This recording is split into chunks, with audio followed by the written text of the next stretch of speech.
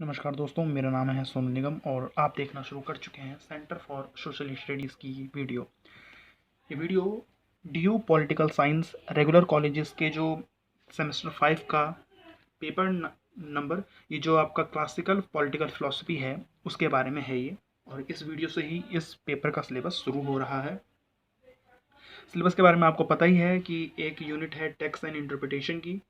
उसके बाद 5 फिलोसोफर को पढ़ना है आपको, प्लेटो, एरिस्टोटल, मैकियावेली और हॉब्स लॉ। तो इनको पढ़ने से पहले इन फिलोसोफर्स को पढ़ने से पहले आपके पास ये ज्ञान होना ज़रूरी है कि किस तरह से उनके द्वारा लिखे गए टेक्स्ट्स को, उनके द्वारा लिखे गए ग्रंथ को, उनके द्वारा लिखे गए किताबों को हमें इंटरप्रेट करना चाहिए, या उनको समझने के कौन कौन से तरीके हैं, उनकी व्याख्या करने के कौन कौन से जरिए हैं या दृष्टिकोण हैं। समझ रहे हैं आप? इंटरप्रिटेशन के अलग अलग अप्रोचेस हैं, व्याख्या करने के अलग अलग दृष्टिकोण हैं। सेम किताब को अलग अलग नज़रिए से पढ़ा जाए तो अलग अलग व्याख्याएं निकलेंगी, अलग अलग ज्ञान प्राप्त होगा। ये बात आपको समझ में आ रही है पूरी तरह से। इसीलिए जो है आपको पढ़ाया जाता है टेक्स्ट एंड इंटरप्रिटेशन, यानी कि ग्रंथ और उसकी विवेचना किस प्रकार से की जा सकती है। तो ग्रंथ और उसकी विवेचना ये हमारा इस वीडियो पे रहेगा और 2 पार्ट में ये इस यूनिट को हम कवर करेंगे। तो हम शुरू करते हैं। सबसे पहले हम पास्ट ईयर के क्वेश्चन अगर देख लें तो किस तरह के क्वेश्चन पूछे जाते हैं, तो आप देख लीजिए कि critically evaluate the various approaches to the study of political philosophy, यानी कि पॉलिटिकल फिलोसफी को स्टडी करने के कौन कौन से अलग अलग अप्रोचेस हैं। जो मैंने आपको बताया, पॉलिटिकल फिलोसफी में कहाँ मिलेगी आपको, उसी थिंकर्स के, उन्हीं जो फिलोसोफर हैं उनकी किताबों में मिलेगी आपको पॉलिटिकल फिलोसफी। तो उन पॉलिटिकल फिलोसफी को पढ़ने के, स्टडी करने के कौन अलग अलग से अप्रोचेस हैं, ये बताइए। तो ये हम ये तो पूरा ये सिलेबस ही है और इसके ऊपर तो ये वीडियो पूरी तरह से डेडिकेटेड है इस क्वेश्चन के ऊपर। उसके बाद देखिए, discuss the challenges of interpreting a text according to Terence Ball. Terence Ball क्यों? क्योंकि टेरेंस बॉल की ही रीडिंग डीयू में लगी हुई है और टेरेंस बॉल की ही रीडिंग से ये वीडियो भी बनाई गई है। तो टेरेंस बॉल के अनुसार कौन कौन सी वो चुनौतियां हैं जो ग्रंथ के विवेचनाओं में, ग्रंथ की व्याख्या करने में हमारे सामने नजर आती है। व्याख्या जब हम करते हैं किसी ग्रंथ की तो हमारे सामने कौन कौन सी चुनौती आ जाती है, ये क्वेश्चन। और तीसरा क्वेश्चन कि critically analysis different school of या different approaches of interpreting the text as proposed by Terence Ball. तो पहला और तीसरा क्वेश्चन लगभग सेम ही है। तो ये है। उससे पहले अब ये आपको बताएंगे, अप्रोचेस बताएंगे। अब अप्रोचेस से पहले हमें अप्रोचेस की चैलेंजेस पढ़ लेने होते हैं, लेकिन उससे पहले हम ये पढ़ेंगे। क्वेश्चन देखिए, why to understand different approaches of textual interpretation, यानी कि हमें क्यों ये ज़रूरत पड़ती है हमें कि हम जो अलग अलग दृष्टिकोण हैं व्याख्या करने के, ग्रंथ को व्याख्या करने के लिए, ग्रंथ की विवेचना करने के लिए जो अलग अलग दृष्टिकोण हैं, उन दृष्टिकोण को समझना हमारे लिए क्यों ज़रूरी है। तो इस बात को समझिए जरा कि आप कोई आम नागरिक नहीं है इन टेक्स्ट को के लिए, आप कोई साधारण व्यक्ति नहीं है इन टेक्स्ट्स को लेकर, इन ग्रंथों को लेकर। क्यों? क्योंकि आप पॉलिटिकल साइंस के स्टूडेंट हैं, तो आपको पॉलिटिकल साइंस के इर्द गिर्द लिखी गई सभी टेक्स्ट्स को, सभी ग्रंथों को आपको समझना है, पढ़ना है। अब अगर आप किसी एक नज़रिए से इसको समझिए, आपका एक नज़रिया हो सकता है उसको पढ़ने का, है ना। तो आप अगर जब उस किताब को पढ़ेंगे तो हो सकता है कंक्लूजन आपके हिसाब से निकले, क्योंकि आपने उसको अपने दृष्टिकोण से पढ़ा है, अपने नज़रिए से पढ़ा है। लेकिन अगर आपका कोई दोस्त है, आपके कोई अलग टीचर है, उसका अप्रोच, उसका दृष्टिकोण अलग है उस किताब को पढ़ने का, तो हो सकता है उसको उस किताब से अलग ज्ञान मिले, उसका जो उसकी विवेचना है वो अलग हो, उसकी व्याख्या अलग हो, उसका कंक्लूजन अलग उसे हो सकता है जिस बात पे आप उस किताब में सहमत हुए हों, हो सकता है आपका मित्र या आपके अध्यापक जो है उस किताब की उस बात के ऊपर आपसे जो है उनका मतभेद हो, यानी कि जिस चीज़ को आप सही माने, हो सकता है दूसरा आदमी उसी सेम तथ्य को, उसी फैक्ट को बुरा मान सकता है, गलत मान सकता है। ये कैसे होता है? ये अलग अलग अप्रोचेस से होता है। तो इसका मतलब क्या है? सही गलत आपको तो सब जानना है, क्योंकि आप तो पॉलिटिकल साइंस के स्टूडेंट हैं, आपको सभी कुछ जानना है। तो आपको इन अलग अलग डिफरेंसेस, जो डिफरेंट अप्रोचेस हैं, इनका ज्ञान होना ज़रूरी है। तब तो आप बता पाएंगे कि भाई इस थिंकर ने जो इसको इंटरप्रेट किया है, इसकी व्याख्या की है ये इस अप्रोच से किया है, तो आप समझ जाएंगे। मान लीजिए कोई थिंकर फेमिनिस्ट अप्रोच का है, तो जब तक आपको पता नहीं होगा कि एक फेमिनिस्ट अप्रोच भी होता है टेक्स्ट को इंटरप्रेट करने का, आप क्या समझ लेंगे, आप समझ लेंगे हाँ भाई इसी तरह ये जो रिपब्लिक है, ये जो प्लेटो ने अपनी किताब रिपब्लिक लिखी थी, और जो जो कार्ल पॉपर ने जो उनकी जो व्याख्या की है, उस हिसाब से अगर आप पढ़ेंगे तो आपको प्लेटो बड़ा बुरा लगेगा। क्यों? क्योंकि उन्होंने जिस अप्रोच से उसको इंटरप्रेट किया है, उसके टेक्स्ट को, वो उसके अगेंस्ट नज़र आता है, उसका वो क्रिटिकली एवेलुएट करता है। आप मेरी बात को समझ रहे हैं कि मैं क्या कहना चाहता हूँ, कि टेक्स्ट को इंटरप्रेट अलग अलग दृष्टिकोण से किया जाता है। जब तक आप अलग अलग दृष्टिकोण को समझ नहीं लेंगे, जब तक आपको पता नहीं होगा कि कौन कौन से अलग अलग दृष्टिकोण हैं, आप सही कंक्लूजन, आप सही व्याख्या को नहीं समझ सकते, आप उसकी अलग अलग व्याख्या और अलग अलग ज्ञान को नहीं प्राप्त कर सकते। पहली बात तो ये। तो मैंने क्या लिखा है, मैंने लिखा है कि राजनीतिक विज्ञान का छात्र यदि क्लासिकीय ग्रंथ मतलब पुराना ग्रंथ, भाई क्लासिकीय ग्रंथ मतलब प्लेटो के ज़माने का, एरिस्टोटल के ज़माने का क्लासिकीय ग्रंथ, जो मॉडर्न नहीं है, क्लासिकीय ग्रंथ का ज्ञान प्राप्त करना चाहता है, तो उसे एक अन्य लेखक की किताब का सहारा लेना होगा जो इन क्लासिकीय ग्रंथ की व्याख्या हो। इन लेखकों के जो व्याख्या करते हैं, इन लेखकों के अपने अलग अलग दृष्टिकोण होते हैं। जो मैंने आपको बताया कि भाई आप डायरेक्ट प्लेटो की रिपब्लिक नहीं पढ़ेंगे भाई, ये नहीं होगा सिलेबस में कि डायरेक्ट आपको रिपब्लिक पढ़ाया जाएगा जो प्लेटो ने लिखी है, नहीं। अलग किसी अलग अलग थिंकर ने जो उसकी किताब के ऊपर अपना पॉइंट रखा है, यानी कि जो इंटरप्रेटेड टेक्स्ट है, यानी कि जो व्याख्या की गई किताब है, रिपब्लिक की व्याख्या को लेकर जो किताबें लिखी गई, आप उसे पढ़ते हैं। अब उनके अलग अलग लेखक होते हैं, उनका अलग अलग दृष्टिकोण है, तो आप इसीलिए तो कह देखते हैं ना कि एक किताब में अलग बात मिल जाती है, एक किताब में अलग बात मिल जाती है, सेम ही थिंकर को लेके, तो आप परेशान हो जाते हैं। वो इसलिए अलग होती है क्योंकि अलग अलग अप्रोचेज हैं। समझ में आया? ये पॉइंट क्लियर होना चाहिए मेरे ख्याल से। दूसरा है कि राजनीतिक विज्ञान के छात्र होने के नाते हमें ये इल्म होना चाहिए, हमें ये ज्ञात होना चाहिए कि लेखक ने किस दृष्टिकोण से क्लासिकीय ग्रंथ की व्याख्या की है। एग्जाम्पल के लिए, यदि कोई मार्क्सवादी व्याख्याकार लॉक के संपत्ति के अधिकार की आलोचनात्मक व्याख्या करेगा, तो वह लॉक के ग्रंथ को बुजुर्गा वर्ग का हितैषी मानेगा। क्या मतलब है इसका? देखिए, अगर आपको ये पता नहीं होगा कि कौन कौन से दृष्टिकोण हैं, या किस लेखक ने किस दृष्टिकोण से उसकी व्याख्या की है, तो आप अपने लिए गलत ज्ञान पैदा कर लेंगे। आपका जो ज्ञान होगा वो अधूरा ज्ञान होगा। कैसे?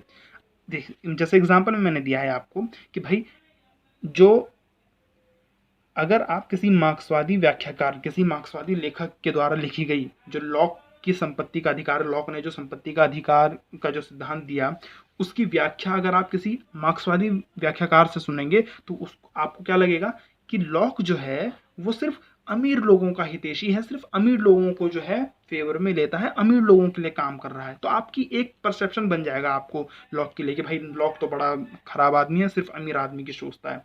लेकिन वो इसलिए आपको खराब लग रहा है क्योंकि आपने मार्क्सवादी व्याख्याकार का इंटरप्रेट टेक्स्ट पढ़ा है। जो मार्क्सवादी व्याख्याकार ने जो किताब लिखी है लॉक को लेकर, आपने क्योंकि उसकी किताब पढ़ी है, इसीलिए आपको वो ऐसा लग रहा है। तो अगर आपने सिर्फ एक ही दृष्टिकोण पढ़ा और आपको पता ही नहीं कि और भी दृष्टिकोण है, तो आपका ज्ञान सिर्फ सीमित रहेगा और आप यही मानेंगे जिंदगी भर कि जो लॉक है उसने सिर्फ बुजुर्गा वर्ग का जो है हितैषी है। 2 पॉइंट।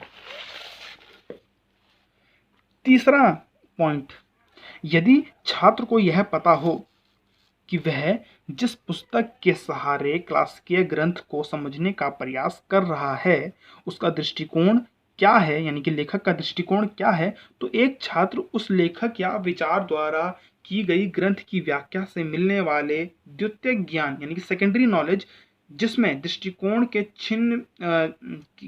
छन्ने से छाना गया ज्ञान कहते हैं, उसकी उपयोगिता के बारे में राय बनाई जा सकती है। कहने का क्या मतलब है कि अगर किसी छात्र को ये पता हो कि जो पुस्तक है, जो क्लासिकीय जो जिस पुस्तक के अंदर क्लासिकीय ग्रंथ प्लेटो, एरिस्टोटल, इन सब की किताबों को व्याख्या करने वाले जो बिंदु हैं वो लिखे हुए हैं, जो व्याख्या की गई है, अगर आपको पता चल जाए कि उस लेखक का दृष्टिकोण क्या है, तो आप एक राय बना सकते हैं अपने मन के अंदर कि भाई ये पॉइंट इस दृष्टिकोण के अनुसार, ये पॉइंट्स इस दृष्टिकोण के हिसाब से, तो अब आप राय बना सकते हैं कि भाई कौन सी चीज़ सही है, कौन सी चीज़ सही नहीं है, या कौन से बिंदु कहाँ पर सही नज़र आ रहे हैं, कौन से बिंदु कहाँ सही नहीं नज़र आ रहे हैं। तो आप एक इसके लिए जो नॉलेज है ना, जो आपकी उस क्लास के ग्रंथ को लेकर, वो जो पुराने टेक्स्ट्स को लेकर, प्लेटो के किताब को लेकर या एरिस्टोटल की किताब को लेकर, वो जो आपका ज्ञान है वो असल में आपका सेकेंडरी ज्ञान है। क्यों? क्योंकि आप डायरेक्ट नहीं पढ़ रहे हैं, आप एक लेखक के द्वारा उसे समझने का प्रयास कर रहे हैं जिसने उसकी किताब की व्याख्या की है। तो आपका जो ज्ञान है वो एक दृष्टिकोण के छन्ने से छाना गया ज्ञान है ना। मार्क्सवाद के छन्ने से छाना गया ज्ञान है वो, या फेमिनिज्म के छन्ने से छाना गया ज्ञान है वो, ठीक है। तो ये वो सेकेंडरी ज्ञान है आपका, तो आपको राय बनानी पड़ेगी।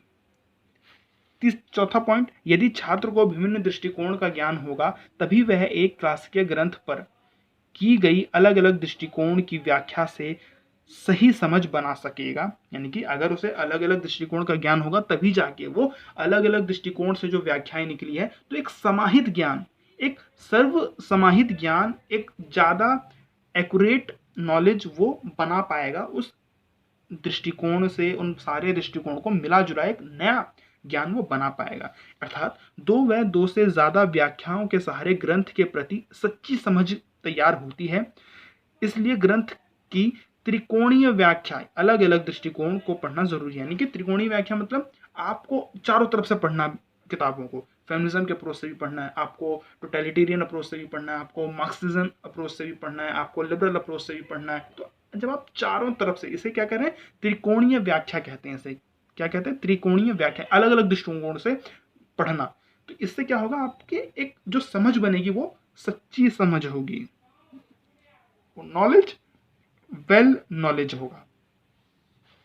अब यहां हम कह सकते हैं कि विभिन्न दृष्टिकोण किसी ग्रंथ की जो व्याख्या करते हैं, जो अलग अलग दृष्टिकोण हैं जो किसी ग्रंथ की व्याख्या करते हैं, वह व्याख्या उस ग्रंथ के प्रति हमारी समझ को साफ करते हैं, सच्चा और स्पष्ट करते हैं। इसलिए हमें इन विभिन्न दृष्टिकोण की आवश्यकता होती है। तो जो पहला क्वेश्चन था आपका ये कि भाई क्यों हमें जो है अलग अलग अप्रोचेस पढ़ने चाहिए, चाहिए और पढ़ने पड़ते हैं, तो उसका आंसर क्या है। तो मैं एक बार फिर से इसको थोड़ा सा बता दूं। सबसे पहली बात ये कि भाई अगर आप पॉलिटिकल साइंस के स्टूडेंट हैं तो आपको अलग अलग दृष्टिकोण का पता होना चाहिए। अगर अलग अलग दृष्टिकोण का पता होगा तभी जाके हम ये पता लगा सकते हैं, तभी जाके हम ये समझ बना सकते हैं कि किस लेखक ने किस दृष्टिकोण से उस ग्रंथ की व्याख्या की है या प्लेटो की व्याख्या की है। जब हम सारे ही दृष्टिकोण से समझ पाएंगे, सारे ही दृष्टिकोण के प्रति अपनी समझ बना पाएंगे, तभी जो है हमारे एक वेल नॉलेज या यूं कहो कि सच्ची समझ पैदा होगी और हम सही गलत में अंतर कर सकते हैं। और अलग अलग ज्ञान से, अलग अलग दृष्टिकोण से की गई व्याख्याओं का ज्ञान ही हमारे लिए त्रिकोणीय व्याख्या या अलग अलग समझ, सच्ची समझ पैदा करता है और हमारे लिए समाहित नॉलेज जो है उस ग्रंथ के बारे में हमें जानकारी प्रदान करता है। और अगर हमको सभी दृष्टिकोण से की गई व्याख्या हम समझते हैं, सभी दृष्टिकोण से की गई व्याख्याओं को हम जोर देते हैं, तो हमारे लिए उस ग्रंथ के प्रति जो हमारी समझ है वो साफ होगी, वो सच्ची होगी और स्पष्ट होगी। ये इसका आंसर होना चाहिए। अच्छा, आगे जो हम क्वेश्चन नंबर 2 था, जो वीडियो में हमने देखा था क्वेश्चन नंबर 2, जिसमें बात की गई थी challenges in interpreting classical text या टेरिटीज, या यूं कहे कि जो पुराने जो क्लासिकल टेक्स्ट हैं, जो पुरानी किताबें हैं, जो प्लेटो की किताब है रिपब्लिक या जो एरिस्टोटल की है पॉलिटिक्स, इनकी क्या समस्या है इनको इंटरप्रेट करने में, इनकी व्याख्या करने में। जो आज के जो लेखक हैं जो उनकी व्याख्या करते हैं, जो हमारे सामने लिख कर देते हैं कि भाई जो प्लेटो ने रिपब्लिक में ये लिखा है, तो उसने व्याख्या की है, उसकी विवेचना की है। तो ऐसी विवेचनाओं के सामने कौन सी चैलेंजेस आते हैं या कौन सी मुश्किलें या कौन सी चुनौती हैं इनको व्याख्या करने में, इनकी विवेचना करने में। तो सबसे पहले मैंने 4 पॉइंट में इसको समझाया। तो सबसे पहले जो समस्या हमारे सामने आती है वो क्या है, लिंग्विस्टिक या यूँ कहूँ लैंग्वेज से संबंधित या भाषा से संबंधित। सबसे पहले भाषा से संबंधित। अब देखिए जो अलग अलग विचारक हैं वो अलग अलग भाषा के आधार पे हैं। मतलब कि कोई जो है, जैसे मैकियावेली जो है वो इटालियन, तो इटालियन में लिखी गई जो उनकी किताब है उसको आप हिंदी में जब ट्रांसलेट करेंगे या हिंदी का कोई विचारक उसे इंटरप्रेट करेगा, उसकी विवेचना करेगा, तो जाहिर सी बात है कहीं ना कहीं या ज़्यादातर जो है उसके सामने समस्या पैदा होगी। किस चीज़ की? अनुवाद की। सबसे ज़्यादा उसके सामने किस चीज़ की समस्या पैदा होगी कि वो समझेगा नहीं कि कौन सा शब्द किस लिए इस्तेमाल हुआ है, या इस शब्द के लिए मैं हिंदी में कौन सा शब्द इस्तेमाल करूं। इसीलिए आप देखते हैं कि जो आप किताब पढ़ते हैं हिंदी में वो कितनी कठिन होती है, उसकी भाषा कितनी कठिन होती है। क्यों? क्योंकि वो इंटरप्रेटेड टेक्स्ट का या यूँ कहो टेक्स्ट का जो है एक लिंग्विस्टिक जो व्याख्या की गई है, जो भाषा के आधार पर व्याख्या की गई कि हिंदी में हम इसकी व्याख्या कर देंगे, तो उसके सामने चुनौती इतनी ज़्यादा है भाषा को लेकर कि वो एक अच्छा अनुवाद बन ही नहीं पाता और आपको पढ़ने में इतनी मुश्किलें होती हैं। और आप देखते हैं कि कितनी कठिनता से जो है उसकी व्याख्या की गई होती है कि हमें समझ नहीं आता है। तो अगर हम इसको एक्सप्लेन करें तो देखिए क्या है कि ग्रंथ का अनुवाद कई भाषाओं में किया जाता है। ऐसे में अनुवाद अपना मूल्य अर्थ से भटक सकता है तथा मूल्य अर्थ खो सकता है। जो अनुवाद होता है उसमें मतलब कुछ और निकल जाता है और असल में लिखा गया था कुछ और, लेकिन जब अनुवाद हुआ तो मतलब कुछ और निकल गया। अब जैसे कि मैं आपको एग्जांपल दूं तो अब जैसे मैं आपसे कहूं कि अगर आपसे इंग्लिश में कहते हैं जैसे कि चाइनीज फूड है ना, कि चाइनीज फूड है, तो अगर आप उसको हिंदी में कहें तो चीनी खाना, तो चाइनीज फूड खाने से, अगर आप कहेंगे चाइनीज फूड खाने से आदमी मोटा हो जाता है, तो हिंदी में इसका ट्रांसलेटर क्या होगा कि चीनी खाने से आदमी मोटा हो जाता है। तो यहाँ पे समझ ही नहीं पाएंगे हम कि वो चीनी खाना यानी कि चाइना के खाने की बात कर रहा है या हमारी वाली जो शुगर है चीनी, उस चीनी की बात कर रहा है। आप समझ रहे हैं मैं किस बात पे जोर दे रहा हूँ कि अनुवाद में जो हम सही अर्थ है वो खो देते हैं। और ये मुश्किलें हैं इन टेक्स्ट को इंटरप्रेट करने की, विवेचना उसकी करने की। अनुवाद ठीक ना होने पर ग्रंथ को समझना कठिन होता है, जैसा मैंने आपको बताया, तथा हमें ग्रंथ से मूल्य ज्ञान लेने से वंचित रह सकते हैं। हम लोग जो हैं, जो ग्रंथ है, जो टेक्स्ट है पुराना, उसका जो मूल्य ज्ञान है वो हमें मिल ही नहीं पाएगा अगर अनुवाद अच्छा नहीं हुआ। तो सबसे पहला चैलेंजेस है भाषा। दूसरी चीज क्या है? पैसेज ऑफ टाइम, बीता हुआ समय। ये बीता हुआ समय या समय का बीतना। अब वो समय ही इतना पुराना है, आज से 2500 साल पहले की बात हो रही है, आज से 2000 साल पहले की बात हो रही है, आज से 1800 साल पहले की बात हो रही है। तो भाई समय इतना पुराना है, ये समय इतना पीछे है कि उस समय को आज, उस समय की लिखी हुई किताब को आज आप अगर समझना चाहें तो क्योंकि वैसी परिस्थिति नहीं है, वैसा समय नहीं है, तो आप उसको बोलेंगे कि भाई ये क्या लिख कर गया है, या उसको जब अप्लाई करने चाहेंगे तो आपको गलत परिणाम नजर आएंगे और आपको बिल्कुल इररिलेवेंट लगेगा। वो बिल्कुल भी जो है आपको किसी भी लाभ के लिए आपको वो नजर नहीं आएगा। तो दार्शनिक अपने समय के अनुसार लिखते हैं, ये आपको पता है। जिस समय का है उस समय जो समस्याएं होंगी उसके अनुसार वो लिखेंगे। ठीक है, जो उनके समय में मान लीजिए कि राजा को लेकर समस्याएं थी कि राजा कैसा होना चाहिए, तो उनके समय में वो क्या लिखेंगे कि राजा के कैसा होना चाहिए, ये लिखेंगे। हमारे समय में क्या समस्या है? हमारे समय में समस्या है कि जो राज्य को धर्मनिरपेक्ष होना चाहिए या नहीं। तो आज के विचारक इसीलिए लिखेंगे कि राज्य को धर्मनिरपेक्ष होना चाहिए, या किस तरह से होना चाहिए, किस तरह से एक धर्मनिरपेक्ष राज्य बन सकता है ना। तो आज का समय ये है, तो इस हिसाब से लिखा जाता है।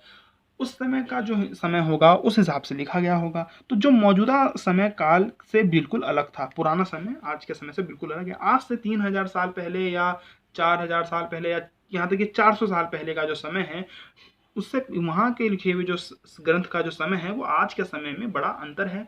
यह अंतर अर्थपरक विषय को निष्क्रिय बना देता है। यानी कि उस समय के लिखे हुए चीज़ों को आप जब सोचना शुरू करेंगे तो आपको लगेगा कि ये क्यों है, क्योंकि आज आपको वैसी परिस्थितियां नजर नहीं आएंगी, तो आपको समझने में बहुत मुश्किलें होंगी। तो बीता हुआ समय इतना पुराना है कि आप समझ नहीं सकते। तीसरी तीसरी क्या मुश्किलें हैं हमारे सामने? डिफरेंस कॉन्टेक्स्ट, यानी कि संदर्भ या प्रसंग या परिस्थिति में अंतर। जो लेखक ने जिस परिस्थिति में लिखा, आज वो परिस्थितियां नहीं है, आज उस परिस्थिति में अंतर है। तो हर हर ग्रंथ का जो समय होता है उसकी परिस्थितियां अलग अलग होती हैं। तो जैसे कहते हैं कि मैकियावेली की अगर आप बात करें, जब मैकियावेली को आप पढ़ेंगे तो आप उसमें देखेंगे कि वो जो है एकदम निरंकुश राजा की बात करता है कि राजा को एकदम निरंकुश होना चाहिए, एकदम जो है शेर की तरह और लोमड़ी की तरह होना चाहिए, यानी कि शेर की तरह ब्रेव होना चाहिए और लोमड़ी की तरह चालाक होना चाहिए। तो जब आप आज सोचेंगे तो आप कहेंगे कि यार ये कैसी बात है, निरंकुश राजा तो बिल्कुल खराब होता है ना आज के समय में। लेकिन मैकियावेली का समय ऐसा था, उसका परिस्थितियां उस समय ऐसी थी कि उसको एक निरंकुश राजा चाहिए ही था। वो निरंकुश राजा जो अलग अलग बटे हुए इटली को जोड़कर एक बड़ा इटली, एक साम्राज्य शक्तिशाली इटली बना सके, ऐसा राजा चाहिए था। इसीलिए उसने एक निरंकुश राजा की बात की, क्योंकि परिस्थिति अलग थी। समझ रहे हैं, परिस्थिति अलग थी। इसीलिए हम कह रहे हैं कि डिफरेंट कॉन्टेक्स्ट होता है। तो ग्रंथ अपने समय और के सामाजिक, आर्थिक, राजनीतिक परिस्थिति के बारे में बताते हैं, उनकी समस्या व हल समझाते हैं, यानी कि जो उस समय की उनके समय की जो सामाजिक, आर्थिक और राजनीतिक परिस्थितियां थी, वो परिस्थितियां जो थी, वहाँ पे जो समस्याएं थी, उन समस्याओं का क्या हल है, उन समस्याओं का क्या सल्यूशन है, ये समझाएंगी उस समय की किताबों में वो लिखते हैं। अब यदि परिस्थितियां बदल जाती हैं, अब तो वैसी परिस्थितियां नहीं रही जैसी मैकियावेली के समय में थी या जैसे प्लेटो के समय में थी। तो अब अगर आप कहोगे कि भाई ये जो दार्शनिक राजा है प्लेटो का, या यूं कहो मैकियावेली का जो निरंकुश राजकुमार है, उसको आप आज के समय पे अप्लाई करने की बात करोगे तो आपको बिल्कुल जो है वो खराब लगेगा और आपको लगेगा कि ये ऐसी तो चीज़ें कुछ हो ही नहीं सकती, ये तो बहुत गलत विचार है ना। तो परिस्थिति अगर बदल जाती है तो ग्रंथ का अर्थ भी धुंधला हो जाता है। तो आज के समय में उसका क्या अर्थ है? कुछ भी अर्थ नहीं है। तथा यदि व्याख्या उन परिस्थितियों से बाहर निकल कर की जाए तो ग्रंथ का अर्थ भी बदल जाता है और दार्शनिक के इरादे का हम गलत अनुमान लगा लेते हैं। तो अगर हम मैकियावेली के जो निरंकुश राजा का जो कॉन्सेप्ट है, अगर उसको हम समझें तो आपको आज के समय में लगेगा कि भाई निरंकुश राजा की बात की है मैकियावेली ने, तो मैकियावेली बहुत खराब विचारक है। लेकिन उसका समय ही ऐसा था, उसकी परिस्थितियां ही ऐसी थी कि उसको एक निरंकुश राजा की कल्पना करनी पड़ी। क्या थी वो परिस्थिति, मैं आपको छोटा सा बता देता हूँ कि देखिए कि जो इटली था वो कई भागों में बटा हुआ था। इटली को उसे सबसे ताकतवर राज्य बनाना था, या सबसे ताकतवर जो है साम्राज्य बनाना था। अब उस सबसे ताकतवर साम्राज्य बनाने के लिए उसको एक ऐसा राजा चाहिए था जो सबके ऊपर कंट्रोल कर सके, यानी कि जो निरंकुश हो, जो सबसे जीत सके। इसीलिए जो है उसको एक ऐसा राजा चाहिए था, निरंकुश राजा। तो जब उस परिस्थिति में जाके आप सोचते हैं तो आपको लगेगा कि हाँ चलो उसने ऐसी बात इसलिए की क्योंकि उसे एक एकता लानी थी इटली के अंदर। समझ रहे हैं आप? तो डिफरेंट कॉन्टेक्स्ट में डिफरेंट अर्थ निकल सकते हैं, और अगर आप उस कॉन्टेक्स्ट को, उस परिस्थिति में लिखे गए ग्रंथ को आज की परिस्थिति में समझने की कोशिश करोगे तो आपको अलग अर्थ या गलत इरादे पे आप पहुंच सकते हैं। तो ये एक समस्या है। चौथी समस्या क्या है? मल्टीपल एग्जिस्टिंग इंटरप्रिटेशन, यानी बहु प्रकार की व्याख्या। ये तो बिल्कुल ऑब्वियस सी बात है कि भाई इतनी हजारों इंटरप्रिटेशन अवेलेबल है जो राइटिंग्स में। सिर्फ प्लेटो, एरिस्टोटल, इन्हीं दोनों दार्शनिकों की अगर आप इन दार्शनिकों की अगर दो किताबें ले लें, जैसे प्लेटो की आप रिपब्लिक ले लें और एरिस्टोटल की आप पॉलिटिक्स ले लें, तो इन दो किताबों का इतना इंटरप्रिटेशन हुआ है, इतना इनकी विवेचना हुई है, इतनी इनकी व्याख्याएं हुई है, इनके पर हजारों किताब जो है 2-2 हज़ार 3-3 हज़ार किताबें लिखी जा चुकी हैं।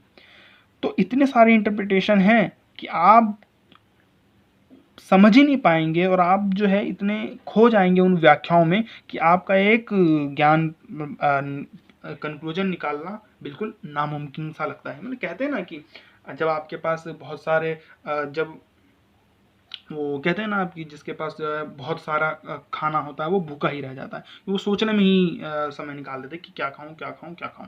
उसी प्रकार का है कुछ कि इतने सारे व्याख्याएं मौजूद हैं कि किसी एक समझ को तैयार करना बहुत ज़्यादा मुश्किल है। तो ग्रंथ के कई व्याख्याएं उपलब्ध हैं, ऐसा सैकड़ों की संख्या में होता है। इससे किसी एक समझ को तैयार करना मुश्किल होता है तथा मौजूदा प्रचलित व्याख्या किसी भी नई व्याख्या के लिए प्रवेश बाधा बनाते हैं। यानी कि जब इतनी ज़्यादा टेक्स्ट है ही, इतनी ज़्यादा इंटरप्रिटेशन है ही, इतनी ज़्यादा विवेचनाएं अवेलेबल हैं ही, तो एक नई विवेचना कैसे आए, ये बहुत समस्या है। तो ये तो इंट्रोडक्शन है और दो क्वेश्चन के आंसर आपको मिल जाएंगे। तीसरे अब मैं शुरू करता हूँ, या अब ये शुरू हो जाता है हमारा अप्रोचेस, अलग अलग अप्रोचेस। तो सबसे पहले हम इसमें मार्क्सिज्म अप्रोचेस की बात करेंगे, Marxism approach of textual interpretation. तो मार्क्सिज्म अप्रोच क्या है टेक्सचुअल इंटरप्रिटेशन का? यानी कि आप इसमें अलग अलग विचार को पढ़ेंगे, अलग अलग दृष्टिकोण को पढ़ेंगे। जो टेनिस बॉल ने दिए है, टेनिस बॉल के अलग विचार हैं कि कितने प्रकार के अप्रोचेस हैं किसी टेक्स्ट को इंटरप्रेट करने के। तो पहला है मार्क्सिज्म अप्रोचेस, पहला मार्क्सिज्म अप्रोचेस या मार्क्सवादी दृष्टिकोण। अब मार्क्सवादी दृष्टिकोण की क्या जो है विशेषता है या क्या खासियत है? आपको पता है, आपने पहले भी मार्क्सवाद को पढ़ा होगा अपने सिलेबस में। मार्क्सवाद जब किसी चीज को समझने की कोशिश करता है, मार्क्सवादी विचारक या मार्क्सवादी लेखक जब किसी स्टेट को समझने की कोशिश करता है, किसी थियोरी को समझने की कोशिश करेगा, किसी किताब को समझने की कोशिश करेगा, या किसी स्पीच को समझने की कोशिश करेगा, किसी नेता के स्पीच को समझने की भी कोशिश करेगा, तो वो क्या ढूंढेगा? वो ढूंढेगा कि गरीब लोगों की बात हुई है या नहीं हुई है। क्योंकि मार्क्सवाद जो है वो किसकी बात करता है कि दो क्लास हैं, एक अमीर और एक गरीब। गरीबों का राज होना चाहिए, लेकिन होता किसका है? अमीरों का राज होता है। अमीर लोग जो हैं, जो स्टेट हैं, उसको अपनी वर्चस्व बनाने के लिए इस्तेमाल करते हैं, और अमीर लोग ही हैं जो सरकार को चलाते हैं। ये उनका बेसिक नॉर्मल आइडिया है। अब वो इसी तरह से उसको समझने की कोशिश भी करेंगे कि टैक्स के अंदर गरीबों की बात की गई है या नहीं की गई है। टैक्स के अंदर कहीं ऐसा तो नहीं है असमानता बढ़ाने की बात की गई है, टैक्स में समानता लाने के लिए क्या बात की गई है। इस ग्रंथ के अंदर जो है कहीं ऐसा तो नहीं है कि कैपिटलिस्ट विचार को या पूंजीवादी विचार को बढ़ावा देने की बात की गई है ना। इस अप्रोच के साथ वो किसी टेक्स्ट को इंटरप्रेट करेंगे। अगर वो किसी विचारक को लेते हैं, अब एग्जाम्पल अगर मैं आपको दूं, तो मान लीजिए कि जो सीबी मैकफर्सन है, जैसे कि सीबी मैकफर्सन है, उनकी किताब आई थी the political theory of possessive individualism. तो उसके अंदर उन्होंने क्या कहा? उसमें उन्होंने कहा कि जो पोजेसिव इंडिविजुअलिज्म का जो सिद्धांत है वो व्यक्तिवाद के अधिकारी, यानी कि जो व्यक्तिवाद के ऊपर जोर देते हैं कि जो इंडिविजुअल है, जो एक आदमी है, जो एक नागरिक है, वो महत्वपूर्ण है, ना कि स्टेट। ये वो कहते हैं, ये होता है पोजेसिव इंडिविजुअलिज्म का मतलब। तो ऐसे में वो क्या कहते हैं कि जो पोजेसिव इंडिविजुअलिज्म का जो सिद्धांत है वो क्या करता है? पूंजीवाद को समर्थन देता है, निजी हित को पूरा करता है, निजी संपत्ति को बढ़ावा देता है। और हॉब्स और लॉक जो है वो आधुनिक पूंजीवाद को बढ़ावा देने के लिए जो है उन्होंने क्या किया? पोजेसिव इंडिविजुअलिज्म का जो सिद्धांत है वो क्रिएट किया है, और उनके इस सिद्धांत की वजह से पूंजीवाद को बढ़ावा मिला, और अमीर लोग और अमीर होते चले गए, गरीब लोग और गरीब होते चले गए। ये सीबी मैकफर्सन है जो मार्क्सिज्म अप्रोच के साथ किसी टेक्स्ट को इंटरप्रेट करते हैं। तो जब उन्होंने हॉब्स और लॉक को इंटरप्रेट किया तो उन्होंने कहा कि भाई ये जो हॉब्स और लॉक है ना, ये तो पूंजीवादी विचार को बढ़ाने के लिए इन्होंने एक बहुत ही चालाक तरीके से जो है एक सिद्धांत बनाया है पोजेसिव इंडिविजुअलिज्म का, या व्यक्तिवाद के अधिकारी का, व्यक्तिवाद के सिद्धांत का। तो ये आप समझें कि अब मतलब मैं जो समझ बनाना चाहता हूँ, मुझे लगता है कि आप अब समझे होंगे कि मार्क्सिज्म अप्रोच वाले किस तरह से इसको कहते हैं। अब देखिए, मार्क्सवादी दृष्टिकोण के साथ ग्रंथ की व्याख्या करने वाले लेखक, जो मार्क्सवादी दृष्टिकोण के साथ ग्रंथ की व्याख्या करते हैं, या टेक्स्ट को या पुरानी किताबों को, जो पुराने फिलोसफी है उसकी व्याख्या करते हैं, क्या करते हैं? क्लासिकीय दार्शनिकों की रचनाओं को वर्ग विभाजन के चश्मे से देखते हैं। वर्ग विभाजन का आपको पता ही है, वर्ग विभाजन क्या है, यहाँ पे मुझे बताने की जरूरत नहीं है। वर्ग विभाजन मतलब दो वर्ग होते हैं, उनका मानना है मार्क्सवादी विचारों का कि एक है बुजुर्गा वर्ग, एक है सर्वहारा वर्ग। बुजुर्गा वर्ग मतलब अमीर क्लास, सर्वहारा मतलब निर्धन वर्ग। तो ये कहते हैं इस चश्मे से देखेंगे कि भाई कहीं ऐसा तो नहीं है कि इस टेक्स्ट के अंदर इस वर्ग विभाजन को बढ़ाने के ऊपर जोर दिया गया है।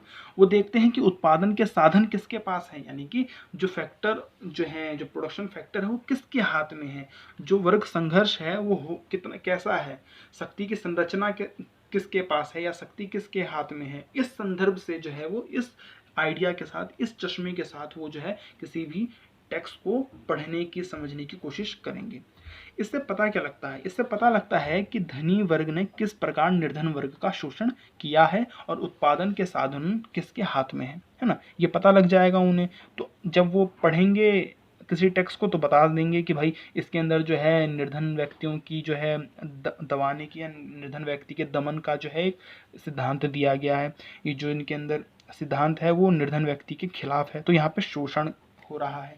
उस हिसाब से जो है वो उस टेक्स्ट को देखेंगे और फिर उस व्याख्या का, उस विचारक को, उस फिलोसोफर को जो है वो क्रिटिसाइज करेंगे। यह ग्रंथ को एक ऐसी विचारधारा के रूप में व्याख्या करते हैं जो वर्चस्वशाली वर्ग की मदद करता है। यानी कि ग्रंथ के अंदर जब उन्हें ऐसी विचार मिलते हैं जो निर्धन व्यक्तियों के खिलाफ हैं, तो वो क्या कहते हैं, वो व्याख्या कैसी करते हैं फिर उस ग्रंथ की, वो कहते हैं कि ये वर्चस्वशाली वर्ग की मदद करते हैं। ये जो विचारक हैं ये वर्चस्वशाली वर्ग यानी अमीर वर्ग की मदद कर रहा है और निर्धन और निम्न वर्ग के ऊपर शासन करने में इनकी सहायता करता है। एग्जाम्पल के लिए कोई मार्क्सवादी लेखक जब लॉक की जो रचना है उन्होंने जो लॉक ने जो संपत्ति की अवधारणा या संपत्ति का जो सिद्धांत दिया था, संपत्ति के अधिकार का, तो उनकी इस सिद्धांत को वो क्या बोलते हैं, वो कहते हैं कि ये पूंजीवाद के प्रचारक थे। पूंजीवाद को बढ़ावा देने के लिए लॉक ने जो है संपत्ति के सिद्धांत को दिया है, संपत्ति की अवधारणा को पेश किया। तो ये उनका व्याख्या होती है। अगर वो प्लेटो को पढ़ते हैं तो वो क्या बोलते हैं कि दार्शनिक राजा का प्लेटो ने क्योंकि दार्शनिक राजा का कॉन्सेप्ट दिया था, तो वो प्लेटो को कहते हैं कि भाई प्लेटो जो है वो दार्शनिक राजा का समर्थन करता है और उत्पादक वर्ग को राजनीति से बाहर रखता है। तो ऐसे में जो प्लेटो है वो क्या है, प्लेटो असमानता को बढ़ाता है या प्लेटो जो है वर्ग संघर्ष को बढ़ावा दे रहा है। प्लेटो ने क्या किया कि वर्गों में बांट दिया समाज को, कहा कि भाई ये दार्शनिक वर्ग है, ये सैनिक वर्ग है और ये जो है उत्पादक वर्ग है, या यूं कहो कि जो कामकाज करने वाले लोग हैं वो हैं। तो ऐसे में क्या होगा, सारा जो वो पॉलिटिकल राइट है वो दार्शनिक और सेना के पास है। जो उत्पादक वर्ग है या जो लेबर क्लास है उसके पास बिल्कुल भी पॉलिटिकल राइट नहीं है। तो जब उनको पॉलिटिकल राइट से बाहर कर दिया गया तो यानी कि वर्ग संघर्ष होगा, वर्गों के बीच लड़ाई होगी। तो वो कहेंगे कि भाई प्लेटो ने वर्ग संघर्ष को बढ़ावा दिया है, क्योंकि वो चश्मा उनका उस तरह का है। अगर वो अरिस्तु की व्याख्या करेंगे तो बोलेंगे कि भाई अरिस्तु ने जो है, अरिस्टोटल ने तो है जो गुलामी का समर्थक किया है और स्लेवरी को जो है सही ठहराया है। तो इस हिसाब से जो है वो व्याख्या करेंगे क्लासिकल टेक्स्ट की। यहाँ पर वो क्या बोलते हैं कि शासक वर्ग का जो विचार है वो सत्तारूढ़ विचार है, यानी कि जो शासक वर्ग है, जो हमारे जो उस जमाने के या उनके जो पुराने टेक्स्ट के लिखते समय, विचारकों के समय जो शासक वर्ग होता है, शासक वर्ग मतलब जिनका राजनीति के ऊपर, जिनका सरकार के ऊपर दबदबा है, जो उनके विचार हैं वही सरकार के विचार हैं। भाई अगर मैं एक ताकतवर पॉलिटिकल पार्टी हूँ, मान लो मैं पॉलिटिकल पार्टी हूँ एक ताकतवर, तो जो मेरा विचार है वही राजनीति का विचार होगा, वही सरकार का विचार होगा। भाई सरकार में बीजेपी है तो जो बीजेपी के विचार होंगे वही भारतीय सरकार के भी, भारत के सरकार के भी विचार होंगे। इसे मानने में हमें कोई गुरेज नहीं होना चाहिए। ऐसा होता है, ऐसा होता है, ये पॉलिटिकल साइंस है तो ऐसा होता है। अब मार्क्सवादी नजरिए से अगर व्याख्या करें, मैं तो एक मिनट मैं इसको फोल्ड करता हूँ।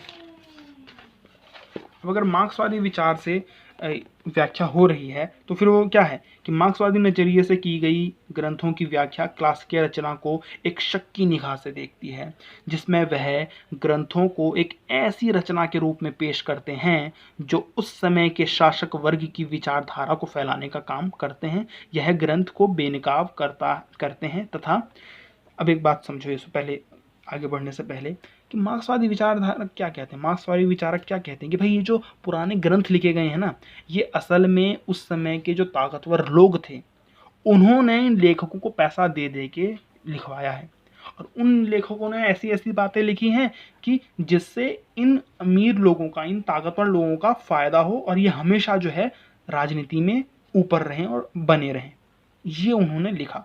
अब जैसे कि प्लेटो ने दार्शनिक राजा का सिद्धांत दिया।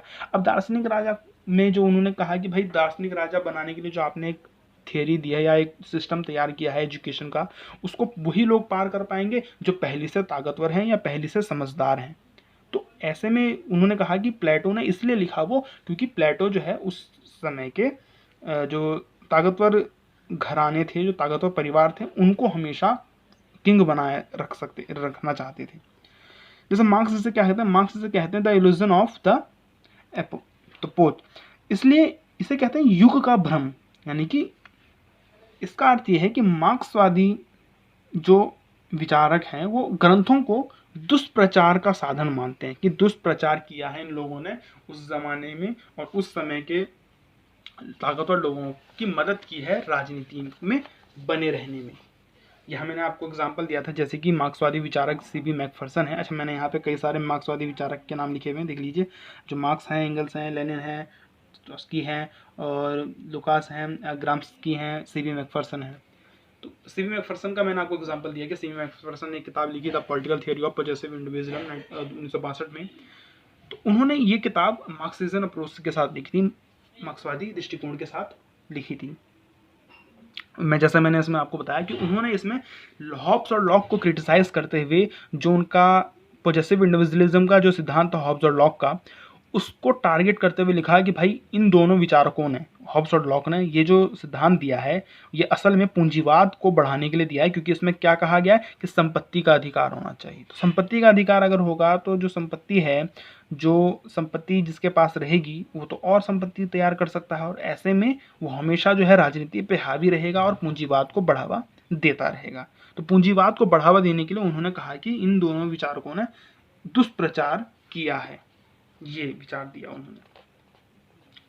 ठीक है, ये है मार्क्सवादी दृष्टिकोण। अब इसके अगर मैं आपको गुण और अवगुण बताऊं तो गुण अवगुण बहुत छोटे हैं, आप देख लेंगे इसे। मैं थोड़ा सा बता देता हूं कि इस दृष्टिकोण क्या करता है, इसके गुण क्या है। ये दृष्टिकोण जो आपको है वो संघर्ष के ऊपर प्रकाश डालता है, यानी कि वर्ग संघर्ष जो है उसके ऊपर प्रकाश डालेगा और बताएगा आपको कि भाई पुराने टेक्स्ट के अंदर कहाँ कहाँ वर्ग संघर्ष को बढ़ावा देने या वर्गों के बीच में असमानता फैलाने की बात की गई है। शक्ति संरचना किसके पास है, कौन प्रभुत्वशाली वर्ग है, ये सब समझने में आपको मार्क्सवादी दृष्टिकोण बहुत मदद करता है। इसके अलावा ये एक आलोचनात्मक दृष्टिकोण है जो बदलाव लाना चाहता है। मार्क्सवादी जो दृष्टिकोण है ये बदलाव लाना चाहता है। ये कहते हैं क्योंकि ये गरीबों के पक्ष में बात करता है। तो गरीबों के अगर पक्ष में बात करेगा, गरीबों के पक्ष में अगर आवाज उठाएगा तो जाहिर सी बात है ये जो परिस्थितियां उसे बदलने की बात कहेगा।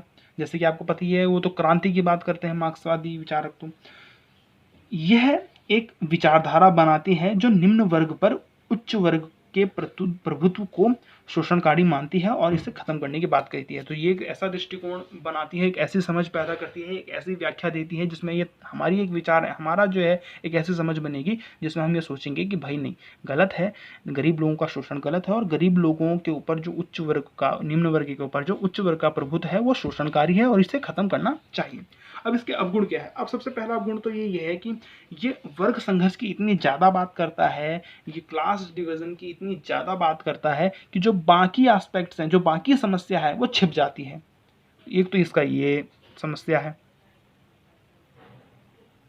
दूसरा मतलब कि और कौन सी समस्या है, जाति का समस्या है, लिंग की समस्या है, तो इन सब असमानता है ना, तो इन सब की समस्या को ये नहीं ज़्यादा ध्यान दे पाता क्योंकि वर्ग संघर्ष की ज़्यादा बात करता है। इसके ऊपर एक ये भी आरोप है कि ये दृष्टिकोण पूर्वाग्रहों से भरा हुआ। पूर्वाग्रह मतलब क्या होता है, इन्होंने पहले ही अपनी समझ बना ली है कि भाई ऐसे ही होता था, कि वर्ग संघर्ष ही होता है, ऐसे ही होता है, जो है वर्ग संघर्ष होता है और अमीर जो है गरीब की जो शोषण करते हैं, या वो जो स्टेट होता है वो अमीर लोगों के ताकत का एक साधन बन जाता है। अमीर लोग जो हैं स्टेट का या राज्य की शक्तियों का इस्तेमाल करते हैं। ये पूर्वाग्रह है, ये पहले से माइंडसेट तैयार कर लेते हैं और फिर जो है ये क्लासिकल टेक्स्ट को उसकी व्याख्या करते हैं। तो ऐसे में क्या है, आप पहले से आपने डिटरमिन कर रखा है, पहले से आपने तय कर रखा है, तो फिर आपका दृष्टिकोण का फायदा ही क्या। और बाकी अवगुण, इस विचार के लेखक जो जो हैं उनके ऊपर एक ये भी आरोप लगता है कि भाई जिस वर्ग की ये बात करते हैं, जिस वर्ग को ये शोषणकारी मानते हैं, ये खुद ही उस वर्ग से आते हैं। आप देखिए जितने भी मार्क्सवादी विचारक हैं सब जो हैं अपर क्लास से हैं, सब जो हैं आपको हाई क्लास से मिलेंगे, सब जो हैं आपको रिच फैमिली से मिलेंगे। तो रिच फैमिली से होने के बाद भी जो है ये लोग फिर बात करते हैं कि गरीबों का भला होना चाहिए। तो इसमें जो है एक ऐसी समझ पैदा होती है कि कोई कैसे फिर ऐसे कर सकता है कि जो खुद इतना अमीर है वो कैसे जो है फिर गरीबों की बात करेगा। तो ये जो है ये आरोप लगाते हैं कि वो जो है दुष्प्रचार करते हैं। अब ये इनके ऊपर भी आरोप लगता है कि भाई तुम भी तो गरीबों की बात करते रहते, तुम भी तो सिर्फ एक ही वर्ग की तरफदारी करते रहते, तुम भी तो सिर्फ एक ही वर्ग का जो है साथ देते रहते हो। तो ये इसके ऊपर भी आरोप लगता है। तो मैं समझता हूँ कि इस वीडियो में हमें इतना ही रखना चाहिए। ये एक दृष्टिकोण मैंने आपको बता दिया, इसके अलावा 5 दृष्टिकोण और हैं, वो हम पार्ट 2 में जिसका डिस्कशन करेंगे। 40 मिनट की वीडियो है और मैं उम्मीद करता हूँ कि आपको नोट्स भी आपने इसको साथ ही साथ लिखते चले गए होंगे, इसीलिए मैं अपने हाथ को इस तरफ हटा लेता हूँ ताकि आप जो है इसे लिखते भी चले जाएँ। तो ये कुछ कंक्लूज़न है। आप ये जो है कुछ सिलेबस है, हम इसे आगे बढ़ाएंगे और मैं उम्मीद करता हूँ कि जो ये मेरी एक कोशिश है आप इसे बढ़ाएंगे और चैनल को सब्सक्राइब करेंगे, वीडियो को लाइक और शेयर भी करेंगे और अन्य छात्रों तक भी इसका लाभ पहुंचाएंगे। धन्यवाद। चैनल को सब्सक्राइब करें।